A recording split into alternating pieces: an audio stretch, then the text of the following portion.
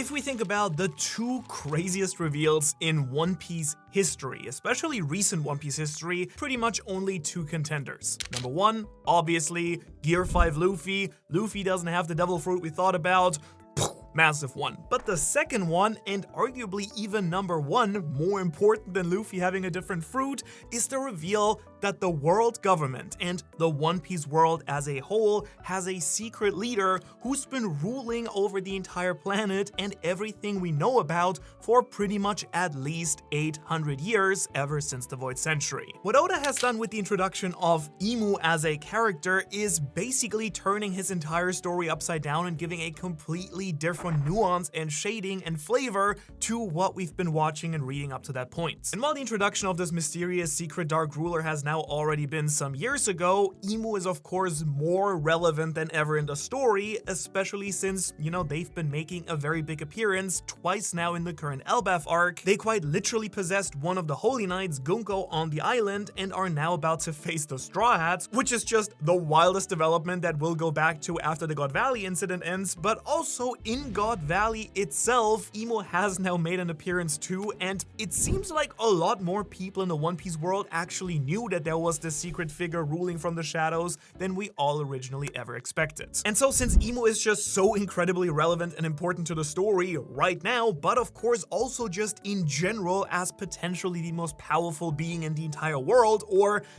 as Rox calls them, the world itself, I think it's more than about time we actually took a real deep dive and looked into what this character even is, what we know about them, what we can speculate about, and why they are not only the biggest mystery, but also potentially the biggest obstacle Luffy will ever have to face in the story. So I welcome you back to one of these free flow, unscripted videos where we just sit down, have a chat, and really go deep on a specific topic in One Piece. And with a character like Imu, where there's just so much to talk about, but there also is surprisingly little that we actually know for a fact about them, let's start with that and, talk a little bit about what we actually do know about whatever Imu actually is. And the most straightforward thing that we actually do know about this Imu character is that they are the person who rule the entire world.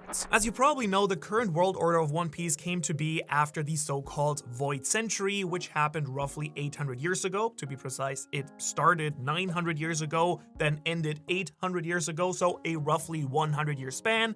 Ergo, the Void Century, where we know nothing about it. That's why it's called the Void Century. No one knows what actually happened. That's of course kind of the entire idea of the poneglyphs and Robin wanting to learn the true history, but that's for a different video. What's more important for us right now is that at the end of that Void Century, so 800 years ago, the rulers of 20 kingdoms were successful in defeating their common enemy Joyboy, and they formed what is known as the world government today, an organization, a political organization that is basically managing and ruling the entire planet to the extent that they can. Now, what that actually looks like in practice is that most of the many kingdoms and islands around the world are actually affiliated with the world government and have to pay a really high tax for it, but in return, they get to sit at the table at the so-called reverie, kind of chipping in and being able to share opinions and make some decisions about world politics. But since that heavenly tribute, or this tax that they have to pay to the government, is so high, it usually means that a significant part of the country is being exploited and has to live in either slavery or poverty or both. In return, however, they also get the protection of the Marines, which is kind of the biggest force protecting,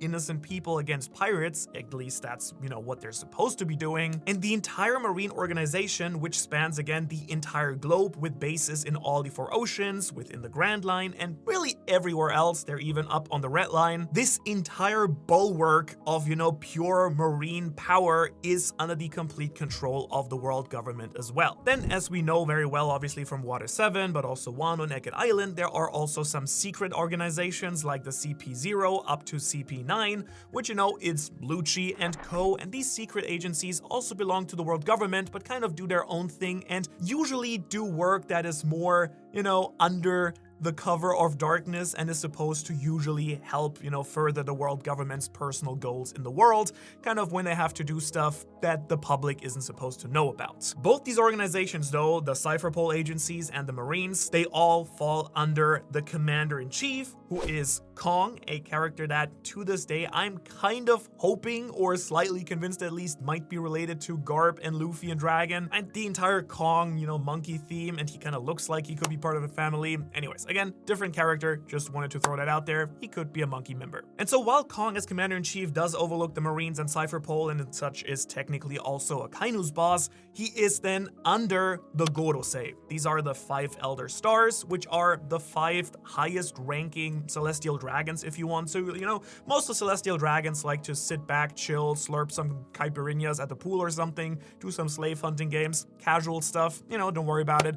But at least 5 of them are tasked with the entire politics and economics and research for the entire world. That's why one Gorosei is in charge of war, one is in charge of agriculture, technology, etc., finance, you get the idea, right? And that's for the entire planet. And for roughly 950 chapters of the story, we kind of just all assumed collectively that these 5 guys, who kind of were in charge of everything it seemed, were just the top of the top, the 5 guys who ruled the world together, until we learned differently. Because during the Reverie, which once again is this conference that takes place every couple of years between all the kings of the world affiliated with the world government, we first learn about the throne room that is up in Pangaea Castle. In this throne room, we see this big throne that is the empty throne, and in front of it are the swords of, allegedly at least, the 20 kings who together formed the world government, pledging by putting their swords there that none of them would actually rule over the others. So to the world at large, at least, the idea is that the world government is,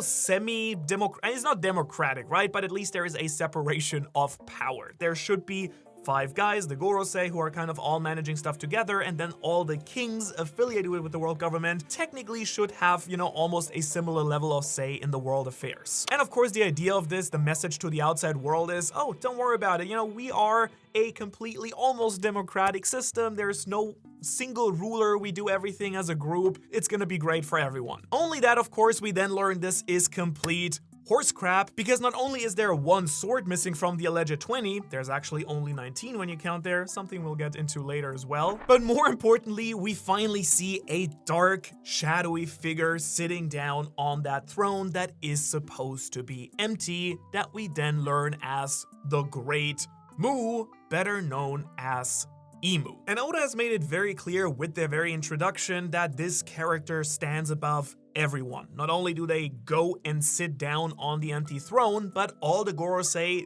who we thought were these top dogs in charge of everything, they kneel down and ask what they want them to do. Please command us. And we have this mind-blowing moment where we learn that there was this secret final boss, this secret ruler of the entire world government and the entire One Piece world that we just did not know about. Now, from that initial introduction, which, Oda just kind of gave us time to digest a little bit, I think, it took quite the while until we got some new information about Imu. The next time we actually really learn something about them is the second part of the Reverie flashback. The one where Sabo is basically the main character. And when he finds his way into the throne room where King Cobra has also been taken, we finally get some additional infos. For starters, we learn that Imu actually has a full name, a family name. They are part of the Nerona family. Now, we don't know any other celestial dragon who belongs to the Nerona family, but very clearly the Nerona family was one of the original 20 founding kings or kingdoms that went and formed the world government. And while this doesn't seem like a big deal, it is very interesting, as we'll see, because Imu has so much theory and so much mystery around them that, it almost makes them feel like this immaterial being, almost like a deity or a devilish creature the fact that they have a family name is quite interesting because it does tie them to a certain degree to a human existence, which honestly doesn't really make sense with everything else that we see them do. It does seem very clear at this point though that Imu directly fought Joyboy because they react very strongly to Joyboy's hockey blast that happens, on Eket Island when Emeth unleashes that hockey knot that Joyboy had stored inside of him during the Void Century. Imu is absolutely enraged about it and immediately knows whose hockey it is, very clearly telling us that they have had, at least one conflict, but probably more during the Void Century, during that big war in the past. We also have learned that Imu has a very weird obsession with the Nefertari family, especially with Nefertari Lily, Vivi's ancestor, again, one of the 20 original kings who formed the world government, but notably, as we know, the Nefertaris chose to stay down on the Blue Oceans and actually keep ruling over Alabasta, while the other 19 families went up to Marijua to become celestial dragons. And not only does Imu tell us that Lily's big mistake was spreading the poneglyphs around the world, which doesn't seem like a mistake, but more something she probably did on purpose, she also has an obsession with the rest of her lineage. As King Cobra gets introduced to Imu before he is then supposed to get assassinated, which does happen, but Saba almost gets in the way of it. And of course, we see that Imu is absolutely obsessed with Vivi, who looks a lot like her ancestor too.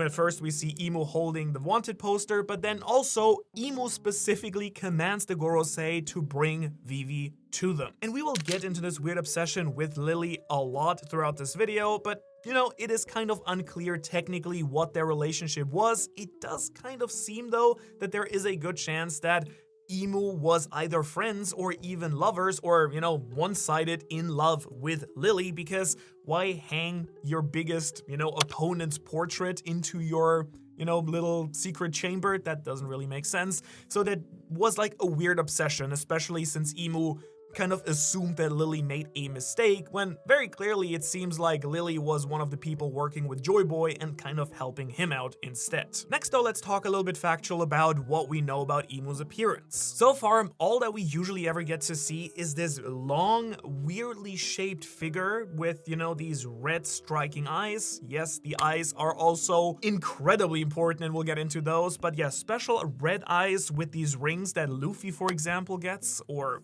Mihawk has as well in a different color. And they wore a really thin, long, elongated crown on their head, and the entire proportions of Imu's figure just kind of feel off. Something about them feels unhuman, unnatural, and there must be some reason why everything is so oddly shaped. We have so far only ever seen Imu in silhouette, unless they actually actively possess someone like they do with Gunko on Elbaf, where it's just Gunko with Imu's eyes. So it is absolutely unclear whether Imu has an actual body and an actual face that Oda is just still hiding, so, keeping it a surprise, and maybe there is a face that we recognize or not. But the other idea is that Imu might just straight up not have a real body at all, and this is just what they look like. They are shadow, they are darkness, they are the abyss, which is Imu's power system. We'll also get to that. But wrapping up the entire section, what we actually know are fact about Imu, except the idea what we just mentioned that, they can actually possess certain people, like Gunko and Elbaf and Saturn back on God Valley. There is one more thing that we need to talk about, which is the flower room. This place is basically a miniature indoor garden with a bunch of flowers, a lawn. It is very bright and actually a very nice looking room in general that's located somewhere in Pangaea Castle, presumably very close to the empty throne room. And this is where we see Imu spending most of their time. This is where they react to, usually, to stuff that happens in the world, or where they come from whenever they actually need to talk to the Gorosei, or in this case, Cobra here. And I think that this room kind of encapsulates what is so confusing and mysterious about Imu as a character, because this guy, girl, whatever they are, God, is just a walking and talking contradiction. They are this evil creature that we have seen do some pretty evil things. They have these demonic powers, the Abyss, right? They command people, they, have no problem dominating the entire world. but there is a weird, sense of fragility to them too, right? They spend time in this room full of nature and light. They, have butterflies on their hands. It is a weird kind of contrast of things that I want to get into today as well. So let's get into part 2 of this video, which is Imu's powers and abilities. And this is already where things get a little bit difficult and a little bit murky, but there are again some things that we can absolutely say for certain. Imu's powers seem to be very closely related to the people around them, specifically the Gorosei and the Holy Knights. And as far as we know at the moment, it seems like the power system that Imu is actually accessing is the so-called Abyss power, which seems to be at least detached from Devil Fruits and Haki altogether, kind of introducing a third power system into the One Piece world. Now, I'm just gonna point out that this might still turn out to be not the case.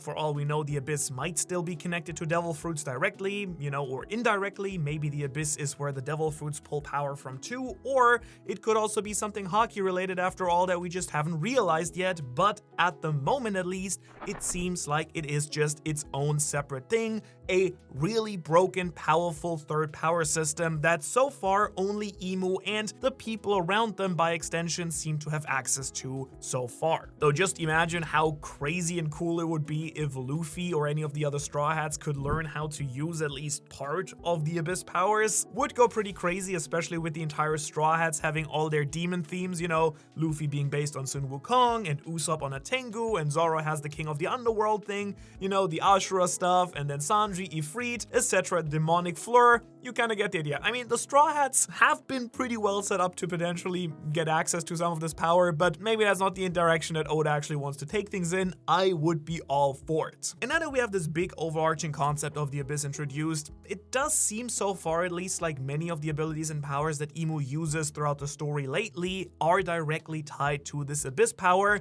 Again, some of them might be separate, they might not be, they might all be the same. That's at least what it feels like so far. And as I already mentioned, a key part of Imu's powers seems to be sharing powers or accessing powers of the people close to them that kind of are tied to them directly. We have seen Imu multiple times communicating telepathically with, for example, the Gorosei or also some of the Holy Knights. No matter how far away in the world these people are from Marijoa where Imu is located, they can just talk to them directly in their head as if they were whispering in their ear right next to them. And I mean, just imagine what that must be like. Imagine you're just chilling somewhere and your boss has the ability to always talk to you right away.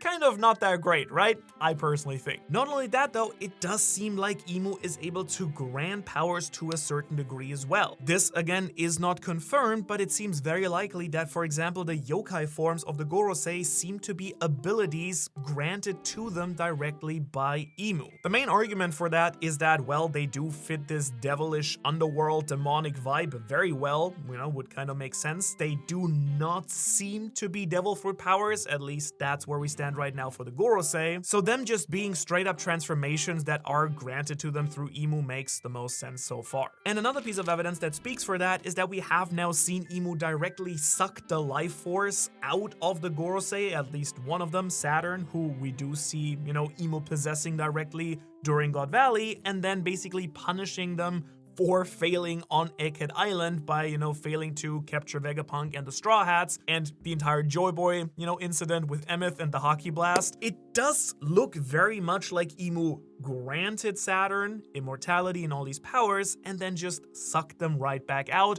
kind of taking their own powers back. That's at least what I think is going on here. It could theoretically also be the case that Saturn had all these powers and Imu is just so powerful that he can just suck the life energy out of someone directly, and it's not related to, Imu lending out powers to begin with, but that seems more plausible to me right now. And if that were to be true, that would kind of mean that many of the crazy abilities we see both the Holy Knights and the Gorosei, just bust out in the recent 2 arcs, that all of these are kind of borrowed powers by Imu themselves. A really big part of this is, of course, the immortality / regeneration abilities that we have seen both these groups display multiple times now, which, yes, Imu themselves has, never shown themselves, but also they have not been injured so far at least. This might change with the God Valley flashback and, the merging with Saturn, now staring down rocks. But all the Gorosei and all the Holy Knights that we've seen so far are basically immune to regular attacks. They're kind of next level Logia Fruit users.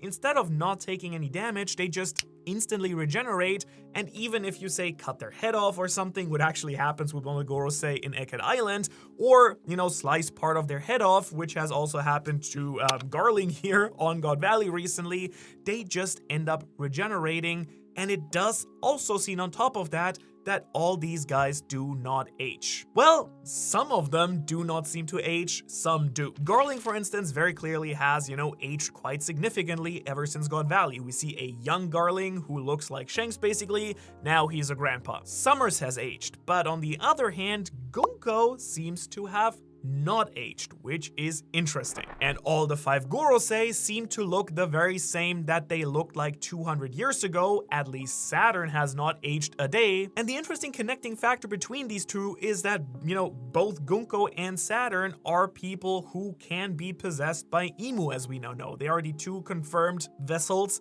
that Imu has used, so I kind of wonder if that would mean theoretically that Imu can possess Garling. Like maybe getting immortality and, losing aging altogether, just staying the way you are, maybe that comes with the payoff that Imu gets to possess you whenever they want instead and in return. Going forward in the story, I'm definitely going to keep an eye out if there's any overlap between these. For example, like any of the other vessels that we might see Imu use going forward. Do these people who are the vessels for Imu, do they actually show off immortality and anti-aging too, or is it just regeneration powers? No, that having just regeneration powers and, immortality that way is a bad deal either way too. Funnily enough, Garling himself might be the best example, to just kind of experiment with this idea, because now that he has, kind of stepped into Saturn's footsteps and has become a Gorosei, it might just straight up become clear that he is now not aging anymore, and maybe that means in return that he can now be possessed by Imu as well. Would that mean that Garling is gonna get a crazy yokai transformation that he didn't have before? I really hope so. Oda better do that, because what even is the point of becoming a Gorosei if it doesn't come with a free crazy, transformation power-up? Oh, by the way, if you're wondering, I kind of really wanted to get my hands on these Imu plushies that they recently started making in Japan. Really hard, basically impossible to get one, so Umbreon is the closest thing I had standing around with red eyes being black, that kind of worked, so Imu, right? Just, we can roll with it. For all we know, this is what Imu actually look like. So, moving on. Next ability we have to talk about are summoning circles and the demonic arts. Again, most likely also directly connected to the Abyss. We have seen these summoning circles being used by the Gorosei and again the Holy Knights throughout the story now recently, both on Eket Island and also on God Valley and also on Elbaf, and they do appear, very like classic satanic circles that we've actually seen during the time skip when Brook, funnily enough, gets summoned into one of these. Now, he didn't actually get summoned, it was obviously Kuma pushing him there, but they thought they were doing this demonic ritual, which then turns out to be exactly what Imu and all, their followers are doing in the story too. Once again, technically, we don't know if this is an Imu ability or if just all of the Holy Knights and Gorosei, are able to learn this, but again, it just seems so logical that it would be a power granted by Imu connected to them specifically. Now, luckily enough, there does seem to be some sort of restriction to using these teleportation circles. It is apparently not the fact that you can just teleport anywhere you want in the entire world from everywhere else in the world. That would be truly broken. There does seem to be a prerequisite that someone actually draws that summoning circle somewhere, and then if you have access to the Abyss powers, which by the way also seems to be related to a marking that some of the Holy Knights have, and probably the Gorosei too, then only can you actually access that summoning circle and use your Abyss powers to connect and teleport into it. So if you wanted, you could kind of say that the tattoo that the Holy Knights have might actually work as a sort of key to even activating this ability, but again, maybe it's also just like kind of forced into or burnt into their being as like an additional ability. And I think we can all agree that instant travel, teleportation to anywhere you want as long as someone's there to draw a circle for you is a really busted and broken power that is gonna cause all sorts of problems in the story and already has been causing problems for the last 2 arcs. But the magic circle thing goes a little bit further than just teleportation. Let's now talk about some powers that we see Imu specifically use themselves. Or I guess mostly themselves, because I want to talk about Imu on Elbaf, where they of course possess Gunko, and kind of Gunko takes on this demonic form. They get the wings, they get the trident, they get the Imu eyes. It does seem that Imu is in full control, using powers, but that being said, it is not 100% clear if these powers are once again Imu's, or if they're Gunkos, or if it is a mix between the two. Which means that this next category of abilities and powers we're going to talk about are the Gunko-related powers that, again, we don't know quite how to attribute yet. For starters, Imu uses a grimoire, giving off heavy black clover vibes here. She has this magic spell book that, flips pages and uses certain spells that they can then cast, depending on the situation, it seems. Now, before we get into what these abilities are, I want to stop here for just a second and point out how crazy it is that someone is just using a spell book in One Piece now. Again, if this is a devil fruit or some ancient devil fruit power, right, like some god power, I mean that by itself is already pretty cool and crazy, but think about what it means if this is not a devil fruit power. We have a whole new magic power system in the story suddenly that we just didn't know anything about. I personally love that idea. Again, really want some of the Straw Hats to get some of these abilities, hopefully, but we will see what happens. So, what are these spells that Imu is using in Gunko's body? For starters, they are able to summon a massive shotgun, which was not on my bingo card. I mean, first of all, Imu appearing in Elbaf and possessing one of the Holy Knights was not on my bingo card.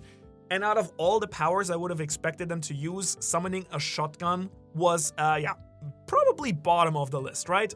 What a crazy thing to do. So, they can summon material things and weapons, which is already pretty cool. We got a shotgun, we got a trident. Both of these look very powerful in their own ways. I would not be surprised if these weapons were special in their own regard too. They are very clearly broken, as the shotgun is able to just straight up shoot one of the giant's arms off with no effort whatsoever. And these guys, in case you didn't know, are pretty damn tough. But now we also have, of course, to talk about the big circle in the room, Domi Reversi, which is Imu's ability to take innocent people, or, well, I mean, innocent, you get it, right?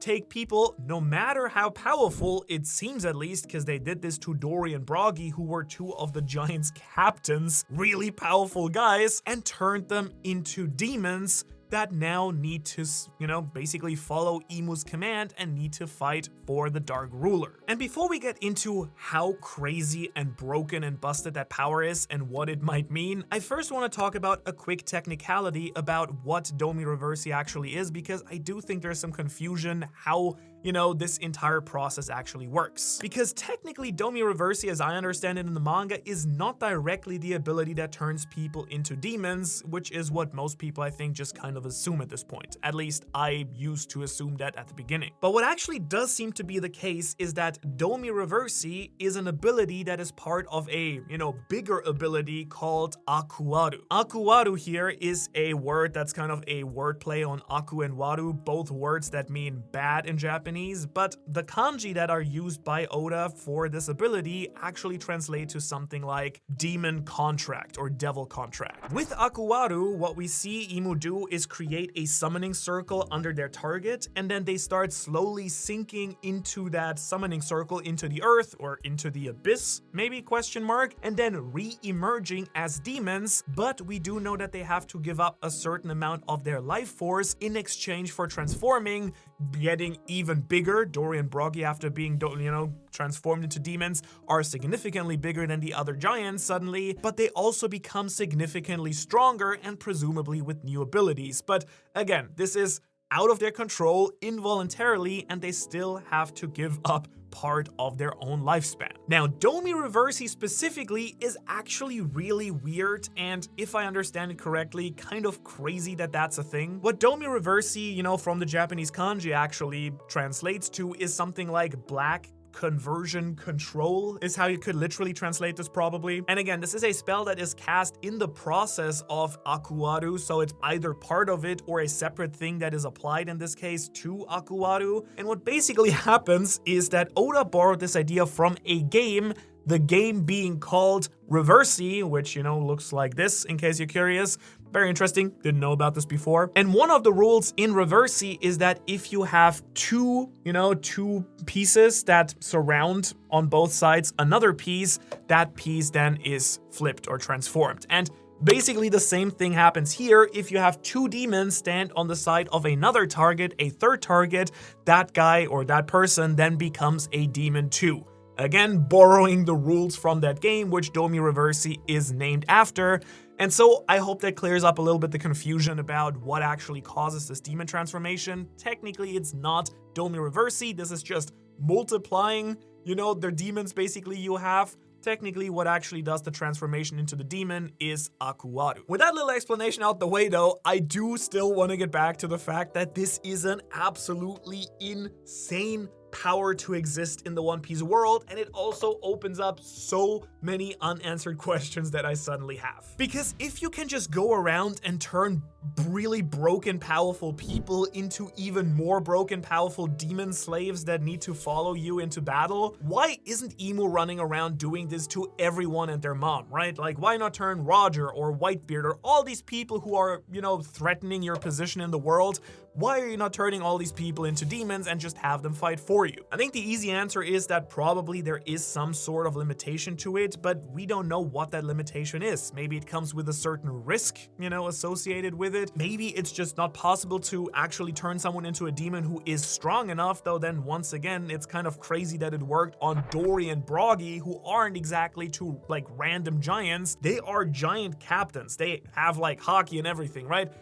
If it works on them, it's gonna work on a lot of people. We also have seen demonized people on God Valley, specifically Rox's family, like his grandparents, right? So very clearly this is a power that has been around, but we haven't really seen too many demon-y people in the past of the story, as far as I can tell, unless some of these mysterious Oni, demon versions of people have actually been Domi Reversi, but that doesn't seem to be likely, right? Like the Wardens of Impel Down or something like that. It seems like they are from a separate Oni race, not exactly turned into that by Imu. So the question is, where are all these other demonized people? Is there just an army of demons hiding somewhere in Marijoa that Imu just has not unleashed yet? Or is there an expiration date? Again, part of the lifespan gets sacrificed to become demons and turn people into demons. So maybe they just die really fast. Maybe, yes, you stay a demon like that for a year or two or even less, but then you just straight up die because all your life force has kind of been turned into this dark energy. But also moving forward in the story, it opens up some questions too. We already see in God Valley, by the time you watch this video, this might have been answered or not. If so, we'll see if I'm right, but I had a really big gut feeling for a long time that Rox might be turned into a demon by Imu, and that's the only reason why Garp and Roger needed to team up to stop him and save everyone, because, having Rox suddenly become Imu's big puppet and, maybe Imu even ordering Rox, Demon Rox to kill everyone on the island, that would actually justify why, Roger and Garp needed to team up to stop Rox and save everyone, including the Celestial Dragons there. Again, maybe Imu was just like, hey, clean up everyone and then I'll take you as my ultimate weapon, and they were like, yeah, hold my horses, we can't have that. Again, we will find out very soon if that's true or not. But also, for the current storyline and everything going forward until Imu is defeated, it is basically guaranteed that some people that we like, some allies of Luffy, whether that's Straw Hats or just people close to the Straw Hats, some people are gonna be turned into demons, and the Straw Hats are gonna have to fight some of their friends, and that by itself is a crazy piece of writing by Oda, because it is gonna cause some really tragic matchups. Unless, of course, that there is actually a way to undo the entire demonification, which might have been hinted at with the entire Gunko-Brook connection thing. Like, again, in case you don't know, there have been like a lot of little hints dropped by Oda suddenly that Gunko and Brook have a past, that Brook maybe is even Gunko's father, which could imply, of course, that, Brook might have been a former Holy Knight, but that's for a different video. The important point here is that there has been a clear connection being made between Gunko having memories of Brook, Gunko loving Brook's music, and we already know that Brook's entire soul manipulation, soul king thing is kind of, touching the soul through music. Maybe music or, soul power by itself is what can actually return people to their regular forms after they've been turned into demons. So there might still be some hope to avoid some of the most tragic matchups in the story. Like, I don't know, like, Luffy having to face a Shadow Sabo or a demon Garp or something like that, or Kobe. We'll see. I mean, it would be cool, but also it would be kind of cool if there was a countermeasure that we actually get to discover throughout this arc in Elbaf as well. But since we're also on the topic of Gunko right now, again, I do want to talk about the fact that potentially all these, demon power, turning people into demons, Domi Reversi, Akuaru powers, they might straight up be Gunko's powers, not Imu's. Either is possible. It's very interesting. I mean, one thing that speaks a little bit for that is the idea that on God Valley, when Rox is facing his Davy clan, family that are already turned into demons, Imu has notably not been summoned to the island yet. That is actually happening after. But you know who was on the island at that point already? Yes, Gunko. So maybe Gunko's ability is actually turning people into demons using their arrow fruit, which is already by itself such a crazy ability, which you can kind of redirect people and direct people, and that kind of would fit a little bit into the idea of, turning people into, guiding people into being demons and, having them follow your commands and stuff. It's not impossible. Or maybe it's a weird mix of Gunko's powers amplified by Imu. And don't forget that we actually see Imu use what looks like arrow powers to attack Cobra and assassinate Cobra in the throne room too. That is once again a power that we now know is part of Gunko's arsenal with her arrow fruit. And it really does muddy the water a lot about where Imu's abilities start and like the other Holy Knights and Gorosei powers stop. And are all of them Imu's powers and Imu has just borrowed them out? Or is it their powers, but Imu can use all the people who are connected to them instead, use their powers instead? Or is it just, can Imu only use these powers when they are, possessing someone? We don't know yet. There is definitely some weird shenanigans going on with all of that though. And if you now catch yourself thinking, by the way, that, oh, that would be kind of lame if all these demon powers and, like the grimoire and everything, that was only Gunko's powers, think again, because, obviously Gunko having all these crazy powers, and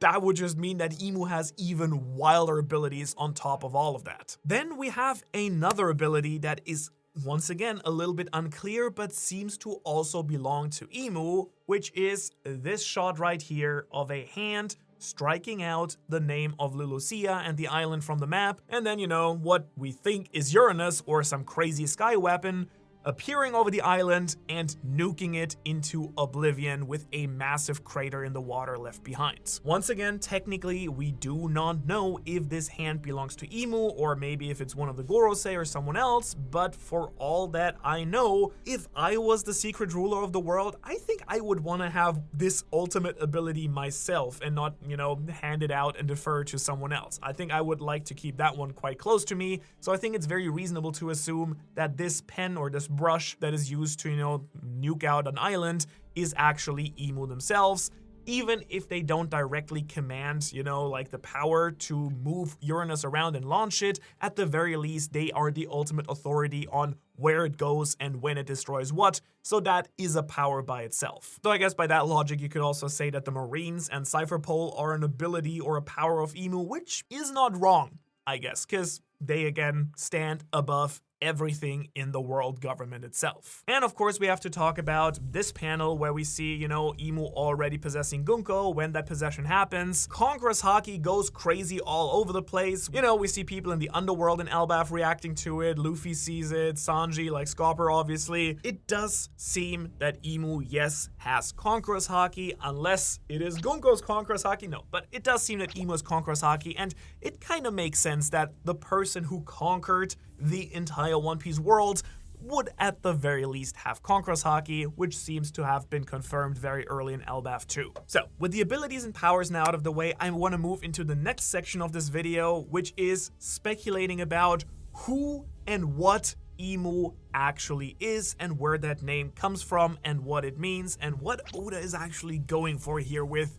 probably at least. Once again, the details are somewhat blurry, but it does seem that the name that we can work with here is Imu Nerona or Nerona Imu. Nerona being the family name, Imu being the name that, the Gorosei are addressing the ruler. And I want to start with the Nerona part here because there's really only one relatively plausible, source where this name probably comes from, and it relates to the Roman Emperor Nero, who is very famous for being a little bit of a whack job and burning down the entire city almost just because he had a little bit of a fit. Amongst other things, he was famous for, trying to kill his own mother and ultimately actually succeeding in doing that, just overall not having the best rep, kind of the downfall of Rome starting with him. And with everything that we know about Imu, I gotta say that this parallel does work fairly decently. Imu does seem pretty unhinged most of the time we see them react to things. They are absolutely beyond themselves when they, feel the Haki blast that Joyboy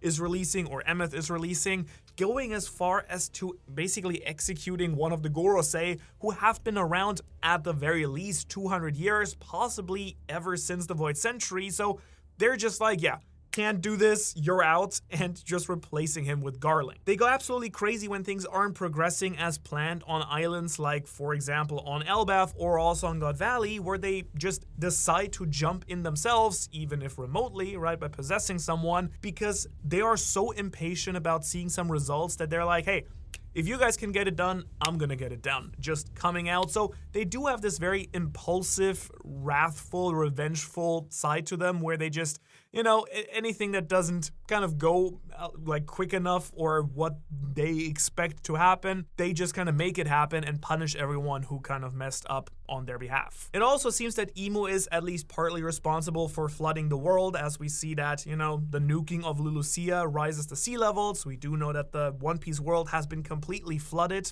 during the Void Century, during that final war, which might or might not be completely Imu's complete fault, right? Maybe some other stuff like Joyboy might have been involved too, with ancient weapons clashing, but Imu already is associated with the world flooding, and obviously they're gonna be the ones to be taken down. We might even see a figure that looks a lot like Imu in the first world, where everything goes up in flames, first everything is burned, then in the second world everything is flooded. Nero fits Imu pretty well with, a character that leads to the collapse and cataclysm of the entire world multiple times, because the Gorosei specifically ask if there should be a great cleansing again. And yeah, that entire character works very spot on. But while I think that Nero is a nice, inspiration that makes a lot of sense for what we've seen from Imu, the Imu name actually gives us a lot more that we can work with. And the most classic theory that you definitely have heard about is that Imu is the word umi reverse, and umi in Japanese means ocean or,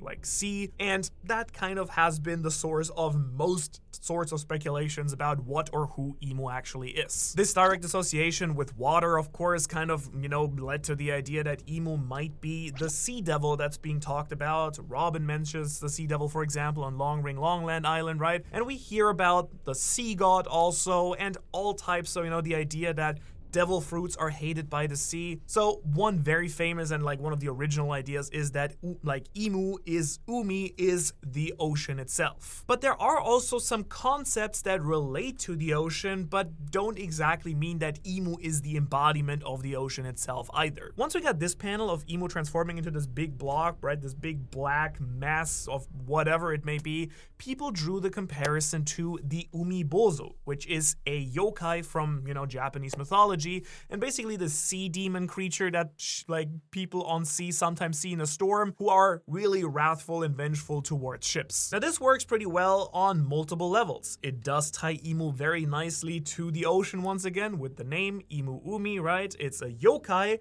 We already have seen that all the other 5 Gorosei have yokai transformations, so Imu actually being a powerful sea demon creature from Japanese mythology would work really well and kind of go with a lot of the sea themes and, flooding the world and why more water might be good for them in general. That being said though, in that panel specifically, I want to point out that all the Gorosei are very hard to distinguish in their shapes and forms, and all of them have very specific yokai forms that have been revealed now, so there's a really good chance that Imu's true form has just been kept in silhouette on purpose too, and it's not necessarily just this big giant, umibozu creature, but something a lot more specific that they actually transform into here. And since we're on the train here of playing with the Japanese, which is of course something that Oda loves to do with his characters and, hiding hints and spelling and in word plays, and he loves playing Japanese word games, reading One Piece in Japanese is such a different experience from English because, again, Oda has so much fun with numbers and word plays and hiding stuff in kanji. We talked a little bit about it earlier already with the awaruku and stuff like that. It's his favorite thing, right? So another really fun thing here that you can see is when you take the name Nerona and spell it out in katakana, which is one of the Japanese alphabets, it looks like this. And you can actually rearrange these 3 symbols into a kanji. You can take the ne, which is the left part of this kanji, you take the ro, which becomes the box, and then the na becomes the, cross that goes through the box, which makes the kanji for God. And then when we take the 2 katakana symbols for Imu, I and Mu right here, well, squishing those together into a kanji becomes the kanji for the Buddha, which could mean also that Imu might be the god Buddha. This at first glance might sound weird, but it's actually not that far-fetched either because, as you know, Luffy is very heavily inspired by Sun Wukong, whose entire character arc is all about fighting heaven, fighting the Buddha, right? So there would be a very clear narrative parallel to this theory as well. But going back to the ocean idea, we also can't kind of throw away the possibility that Imu themselves is just more of a concept and not so much as a person. They're personifying something else. In this case, maybe Imu isn't using the abyss as a power, but Imu might just be the abyss itself. The abyss, in case you didn't know this, in, actual seafarer lore, pirate lore in our real world, the abyss is associated with the deep, dark depths of the ocean, the bottom of the sea, kind of where Imu might be drawing their power from in this sense, and maybe Imu themselves is just a personification of the ocean itself, being angry, and whatever, something bad that happened in one of the past One Piece worlds actually led to Imu, to this, the ocean itself kind of taking form and taking over this body. But if that sounds a little bit too vague for you, there are more ideas that we can also play with. For example, there is a chance that Imu is a god, just to revisit that concept again. Again, we have the entire, Nerona becoming the god kanji, but also the idea that Imu themselves might be one of the 4 legendary gods talked about in the Harley text and that we see in the mural. A very obvious choice here, again, with the entire ocean theme, would be the sea god, that Imu might be harvesting the powers of the ocean, of the abyss, of the depth of the sea, being the sea god itself, which again would also explain why, flooding the world actually might be in their favor, because that just grows their domain of power. Interestingly enough though, I personally kind of am of the belief that Imu might be a lot closer to the Earth gods. And if you're asking why in the world would I think that, well, let's think about it. First off, Imu lives on the highest and biggest landmass in the One Piece world, the Red Line, as far away from the ocean as possible. They're clearly not eager to be close to it, and they have kind of powers associated with the Earth as well. For example, we talk about the Earth God in the first world, where we see a character that looks like Imu, this black figure here with a little crown. Though Sea God doesn't appear actually until the second world, where Imu is not really anywhere to be seen, honestly. Also, you could take the word Imu as, the opposite of Umi, but in a literal sense, where Imu is just actually the opposite of the ocean, which is Earth. And that, of course, also works really well with the recent revelation that Roxy Zebek actually calls Imu the world itself, which leads to the idea that Imu might be the god of the Earth, Gaia, something that has appeared in the story too. Not only is there a confirmed Earth god, we have seen this statue, for instance, on Skypiea that is supposed to, depict the god Earth, right? The Earth goddess. And on top of that, think about once again where we always see Imu. They are in a flower room full of grass and life and soil, earth, right? They are in this nature, like enclave almost kind of thing. So it does kind of feel like the Earth God makes a lot more sense for this character rather than a sea god, but both kind of have their pros and cons, of course. And actually, before I tell you about the two most interesting options about who or what Imu might be, I very quickly want to point out another idea I threw out a while ago, which is the fact that Imu might just be an actual human, a person who's actually harvesting the powers of some or all of these gods mentioned in the Harley text by having them imprisoned somewhere. They might be harvesting the power of the forest fruit by, having access to all these crazy devil fruits and all the nature in the room of flowers, and we know the Eve tree is somewhere within the red line where Marijua is too, since its roots stretch all the way down to Fishman Island and kind of, illuminate the place. And Fishman Island is directly under Marijua. We already talked about all the ocean-related stuff, right? The flooding and whatnot, and the ocean-related powers. The earth powers we talked about, the red line itself and all that stuff, and fire. The only thing that Imu might not have access to, honestly, are the sun god powers, which, again, would then be Joyboy's, Luffy's, Nika's, the person who would always stand opposed to as an enemy to Imu themselves. With that being said, let's move on to my favorite point of discussion about who or what Imu might be. Is Imu a he or a she or something else, or like a god being, a concept? I think there is a really good argument to be made for Imu to actually be a woman. And this is probably not new to you, right? If you've seen my videos, but also stuff that people post online, Imu is often depicted as a female. And this is for a number of reasons. First of all, in general, when we see Imu, behaving in a general way, it kind of has a feminine touch to it. Hard to explain what I mean, but take the flower room, right? We see Imu walking around, looking at flowers, holding butterflies, being very surprisingly graceful and gentle. We know that Gunko is with them as kind of their personal assistant, keeping only a female servant around her. Then we have this weird obsession with Lily and Vivi and the portrait. And of course, don't forget that, again, Zebek calling Imu the world being Gaia, Gaia being a female goddess. The earth is female. So all of this kind of speaks to the idea that Imu might actually be a female character, and that of course leads to the idea, well, could Imu themselves be in someone's body? Is Imu actually only physical because they are borrowing someone else's body as a vessel? I've always been a fan of the idea that Imu might actually be possessing Lily's body. Lily, of course, being probably the person who founded Amazon Lily, but it would maybe explain why Imu is so obsessed with Vivi if they now needed a fresh vessel, and well, Vivi is the spitting image of her ancestor. Maybe just like Shirahoshi and Momo, maybe Vivi actually ends up having some sort of special ability that has been inherited down to her from the Void Century, but I think personally that if I had to bet, if I were a betting man, which I'm not, I would put my money on Imu being either a woman or at least in the body of a woman. And of course, if Imu is a woman, or in the reverse is not a woman, it kind of has a really big impact what Imu's relationship might have been to the other legendary figure of the Void Century, Joyboy. Let's talk about Imu and Joyboy and their relationship, because these two are, without any doubt, the two most legendary, probably most powerful, and just most important and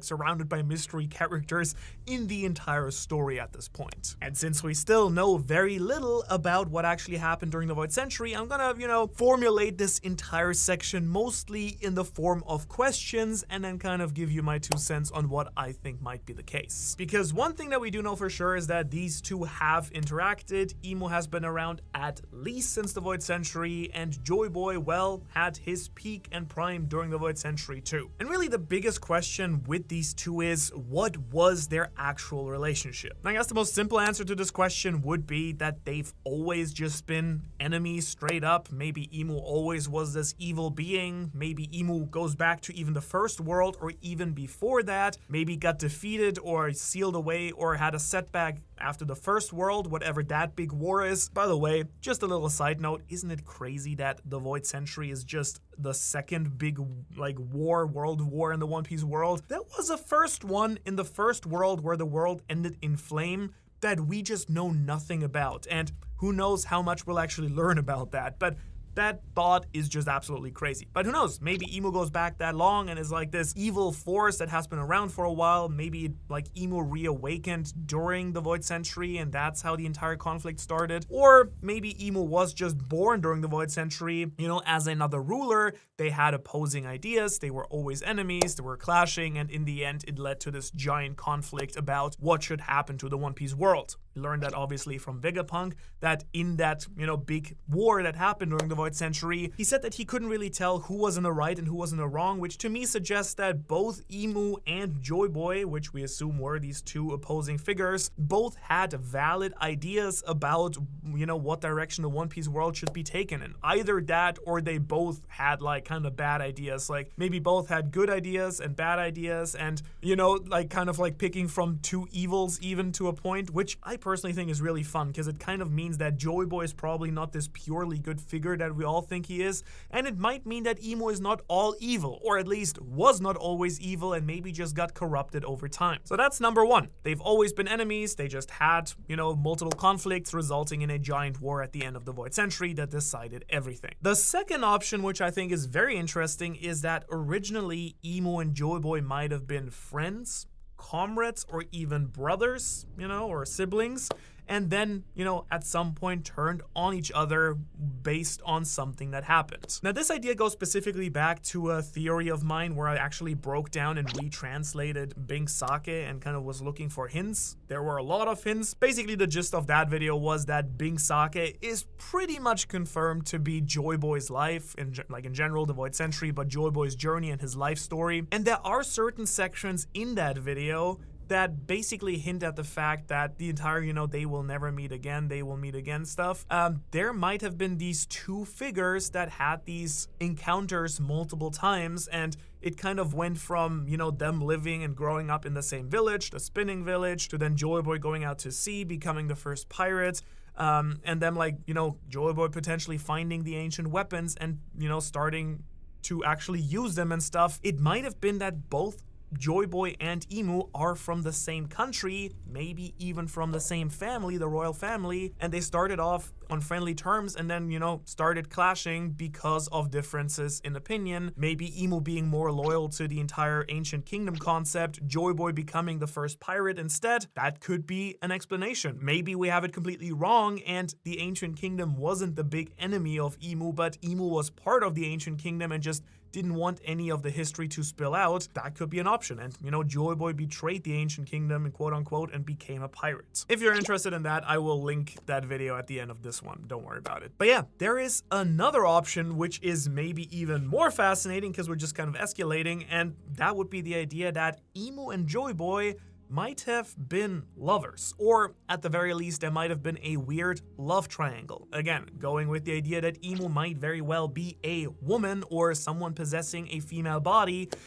It's not out of the question to think that, you know, Imu might have actually had feelings for Joyboy. The reaction we see from Imu reacting to Joyboy's haki is, like, I think we all interpret it as anger and maybe not, you know, like a trauma of having fought Joyboy and like, why is his haki here again? It might also be a sign of loss. For all that we know, Imu wanted, you know, it was like a love drama and Imu wanted to have Joyboy. Joyboy was like, nah, we're good. You're doing some messed up stuff. I'm gonna do my own thing.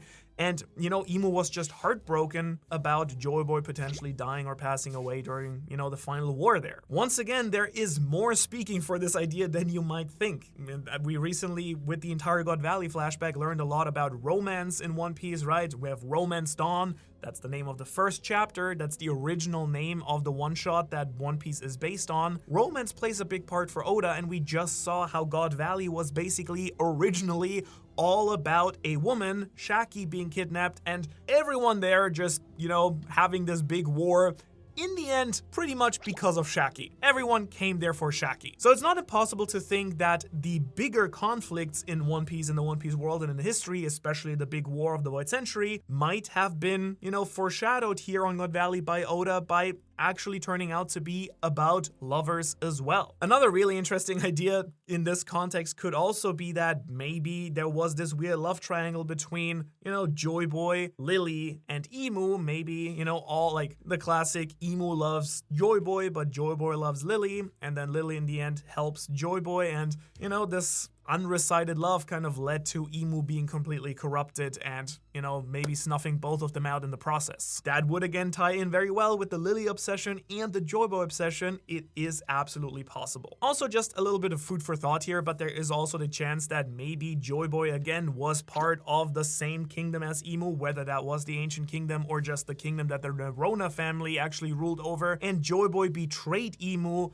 by becoming a pirate. Again, I think that is a very fun thought as well, since we do know that Joyboy was the first pirate in history, basically. Next, though, I want to talk about what Imu actually wants to accomplish with the world government, and in general, what is their goal? What even do they want? All right, let's kick this section off with something we've already talked about, the fact that Imu has previously already flooded the world. We do know that there was a big cleansing in the past, because the Gorosei explicitly say, hey, want to cleanse the world again, and we also know from Vegapunk that the world has been flooded at least twice already in the past. Then on Elbaf, we also got the mural and the Harley text. We do know that the world has been destroyed at least once by water and at least once by fire. Again, little side note, there is actually a lot that Oda, I think, is pulling from, like alternate history facts in the One Piece world, in our real world, sorry, not the One Piece world. I'm very fascinated by the entire Graham Hancock, Randall Carson, Atlantis, Younger Dryas. In case you don't know what I'm talking about, basically there are theories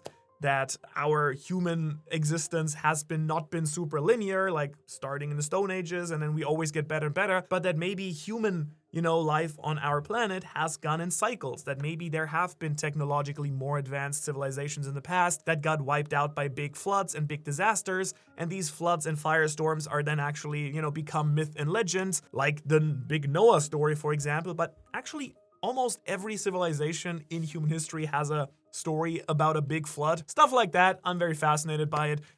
Whether it's true or not, Oda absolutely is into this stuff because that's just exactly what he's using for the One Piece world too. Long story short, sorry for babbling on about this. I'm just kind of passionate about it, wanted to share it. But yeah, we do know that Imu absolutely has flooded the world before. Joyboy actually might have contributed to this. We just don't know this yet. It might just be a byproduct of, using the ancient weapons. But the fact that the word great cleansing is being used kind of sounds like it was on purpose. And we do know that this happened 800 years ago and is about to happen now again in the story, especially now that we know that the government and Imu specifically have access to a copy of the Eternal Flame, the Mother Flame that Vegapunk had worked on his island. Again, Vegapunk obviously having had access to the entire Ancient Kingdom technology by reading the books from the Library of Ohara. We also know that Imu describes the D-Clan as the moniker of our ancient enemy, calling the D-Clan devils, which is of course ironic since Imu is the one using kind of all the devil, dark black magic, summoning circle, demonification stuff. But yes, the D-Clan are the enemies of the gods, something we have heard before in the story, and Imu tells that to us directly too. We also know that Imu is very interested in hunting down certain families that seem to be tied to their past and the Void Century, and either Nika or Joyboy too. These include the Davy Clan, the Buccaneers, and the Lunarians, all three of which seem very important. I have speculated before that the Davy Clan might just be directly related to Joyboy himself. The Lunarians we know were once revered as gods and actually lived on the Red Line, so there was something there too. As for the Buccaneers, we don't quite know yet what makes them special, but Kuma is one of them, and well, didn't turn out too great for him. Did it now. Then we also know that Imu is in possession of the very mysterious giant straw hat in his frozen chamber. That's its whole own thing. I think that ties obviously into the entire what was their relationship with Joyboy. Is this a memory?